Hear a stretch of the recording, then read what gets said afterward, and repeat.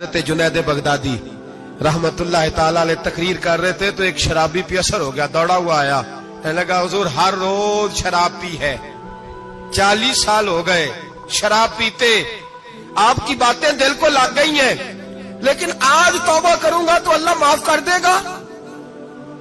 تو حضرت جنید بغدادی فرمانے لگے تیرا کوئی انتظار کر رہا ہے؟ تو کہنے لگا حضور نشئیوں کا، شرابیوں کا کون انتظار کرتا ہے؟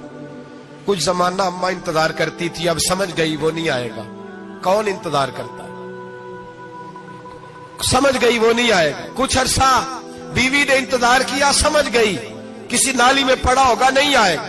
بہن بھائی بال بچے انتظار کرنا چھوڑ گئے، اب میرا کوئی نہیں انتظار کر رہا۔ تو حضرت جنید بغدادی رو پڑے، فرمانے لگے نہیں، رب کی رحمت تیری توبہ کا ابھی بھی انتظار کر رہی ہے، خدا کا کرم تیری توبہ کا انتظار کر رہا ہے، آ جا، دروازہ کھلا ہوا، لوٹ آ۔